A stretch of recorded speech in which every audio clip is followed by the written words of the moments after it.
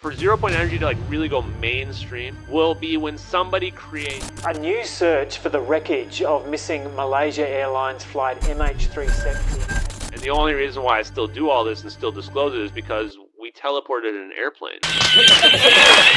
Every time I think I have heard it all, a video like this pops onto my radar. Apparently, the secret to unlimited power isn't fusion, it's, well, you'll have to wait and see. And as for flight MH370, turns out it didn't crash or disappear. It just decided to take a detour through a wormhole. And somehow the two are connected. So, shall we? Shut up and sit down, you big bald f***. Please subscribe. The secret's not about aliens, it's about free energy. Now, I've never said this in a video before, but I actually wish that this guy was right about the free energy, not about the other thing. Because my electricity bill... The reason why the secret's about free energy is collapse of the economy, lack of power and control over the populace, and then doomsday weapons. That's basically what it boils down to. Well, obviously, it's the four horsemen of the energy apocalypse, isn't it? And the ever-present doomsday weapon. Because clearly, the most logical reason for not having infinite, clean, free energy is that it's just too good for us. Not, you know, because it defies literally every single law of physics we've ever discovered since the dawn of physics. And anyway, let's cut through the free energy nonsense. In physics, when scientists talk about free energy, which they do, specifically Gibbs free energy or Helmholtz free energy, they're referring to the amount of energy within a system that's available to use to do useful things under specific conditions, like constant temperature and pressure. It's free in the sense that it's available, not that it's limitless or created out of nothing. It's a very specific thermodynamic concept, and it's always going to be subject to the laws of physics. Now, assuming that we are able to publicly develop this technology, which I think is the only way that we're going to get it, is that we essentially need to do a great project like in the video game Civilization. We need to do a great project where we publicly try to develop a experiment that will teleport. I'm not going to use that. It's brand on it. This coffee mug from over here. But the coffee cup's got branding on it as well. And are we talking Star Trek teleportation here, or it's just not possible? Well, Star Trek wasn't a documentary. You do realize that, don't you? Oh my.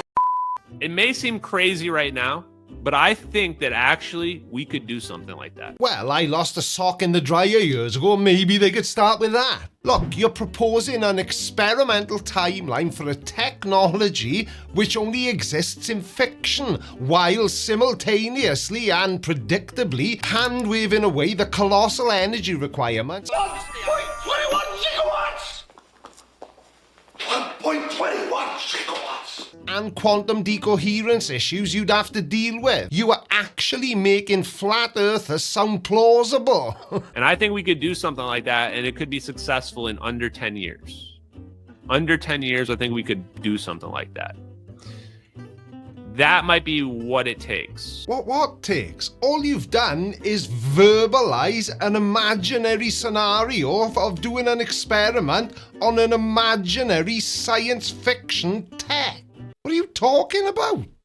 A lot of people ask me, how long would it take to transform the world after we've publicly got this technology? And that's a really, really good question. Well, go on then, Smarty Pants, answer it, because I am also wondering how long it's going to take you to actually make your imaginary experiment about imaginary science fiction tech into a reality. The closest analogy or comparison I think we could use is AI itself. Hang on a second, an analogy from a conspiracy theorist that actually makes sense, because AI is literally changing the world, whether you and I like it or not. AI is less than 10 years old. and it's already ubiquitous. Every single company is using AI. All platforms, all database platforms from this point forward are being built off of AI, including my own companies. Every single one. So 9 years, we went from no AI to completely ubiquitous AI in basically every industry that we use. Yeah, but did you know that the term artificial intelligence was first coined and came into popular use somewhere between 1950 and 1954? So the 10 years is more like 80. And artificial intelligence has developed as computers have gotten better because all AI runs on computers. But in either case, the AI we have today, like ChatGPT and Google Gemini, is almost 80 years old if you really stretch. Or I could have just made all that up. Who's to say? I'm not the one making outlandish claims. So, yeah. I would say that's a good model for how zero-point energy will roll out. The way zero-point energy is going, and this is my opinion here, could be wrong. Probably what will happen when zero-point energy to like really go mainstream will be when somebody creates the Casimir cavity microchip patent. The Casimir effect is real. It's a verified quantum phenomenon where two closely spaced, uncharged conductive plates in a vacuum experience a tiny attractive or sometimes repulsive force due to quantum fluctuations in the electromagnetic field.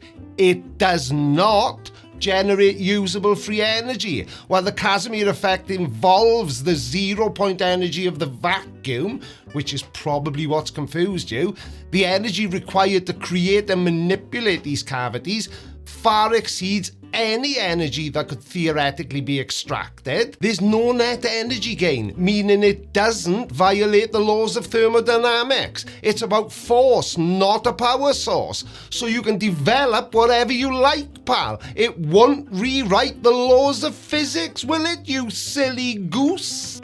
They create a microchip that can do anti-gravity, free energy, etc. And then they just sell the microchip. Oh, anti-gravity and free energy. Really? Now, I know they can do a lot with microchips these days, but that I don't think they'll be doing anytime soon. Sell the microchip, put the microchip in your Apple iPhone. Person that developed that microchip is now a trillionaire. Instantly. Well, yeah, he probably would, because he would have invented something that currently only exists in science fiction. We are still talking about your anti-gravity chip, aren't we? Because I'm getting a bit lost. Oh yeah, and oh yeah, and I'm sure when I watched this video through the first time, you mentioned something about the Malaysian Airlines flight that went missing. Can we talk about that now? Just think about just that simple idea, just one product. A microchip that even at a slow amount, doesn't even have to produce energy that fast. Just has to produce more energy than you use on average in your phone. Very little amount. Once we have something like that, it's good. Your head is going to spin. My head's spinning now, but I do watch almost exclusively conspiracy theorists videos, so that might have something to do with it. And come on, planes. Let's talk about the plane. We teleported in an airplane. And if you teleport in an airplane, I'm pretty much like it's an unspoken rule that your right to silence and secrecy is now just null and void. Right, so Teleportation Club isn't like Fight Club then, you know. First rule of Fight Club is, you do not talk about Fight Club. It's different, is it? Like if you're going to have this ultimate power technology and you're going to tell people that we have to keep it secret for national security, then you're not allowed to go around teleporting civilian airliners. It's not like MH370 was like some Chinese military plane. It was a civilian airliner and you teleported it away with some orbs, and then you also lied to the whole world about it. Don't panic, there's nothing wrong with your hearing. I will play it for you again. You teleported it away with some orbs, and then you also lied to the whole world about it. An adult actually said that out loud on the internet. So the claim that MH370 was teleported by some ultimate power technology involving orbs, only for them to then lie about it, is truly spectacular chef's kiss nonsense. Now, while theoretical quantum teleportation involving transferring information at a subatomic level is a thing, it has got absolutely nothing to do with making a civilian Boeing 777 vanish into thin air. The reality is far less exciting. MH370 more than likely crashed into the Indian Ocean, and that's supported by extensive search efforts and debris finding, making the idea that shadowy figures would expend massive resources to abduct a plane with glowing balls or orbs, whatever the hell you said, then meticulously fake a global search, all being covered by news, is utterly baffling. I've said it before, but my ghast has never been so flabbered. And my ghast, well, flat earthers flabber the crap out of it. So you can imagine how I feel. And we're supposed to believe that you're trustworthy with this technology? Like, guys, let me... Like, do you get this? You get where I'm coming from, right? I don't. No. Not even a tiny bit. You're f***ing nuts! If you're hiding it for national security purposes, then you better stop using it. You better not be using it illegally on innocent people. Using what illegally on innocent people? Science fiction. There were Americans on board that plane. Why didn't you open with that if there were Americans on the plane? I mean, it must have been teleported off somewhere. Well, ha. So this is, again, part of the reason why it's like, guys, this is why we have to disclose it. Disclose what? You haven't told us anything. All you've done, like I said earlier, is verbalize your imagination. Maybe you should arrange a Zoom meeting with a flat earther, because they are excellent at doing that. Thank you all so much for watching, everybody, and I will see you again either tomorrow night at 7 for Creaky Blinder Live, or again on Wednesday at 7:30 p.m. for the next upload. Thank you all so much for watching, and I will see you again soon. Love you. Bye. Hello? Where is everybody? I'm the only brain cell left. Well, what a perfect start of the week. I've lost my job at the ice cream factory, and all because I can't do Sundays. I don't think so.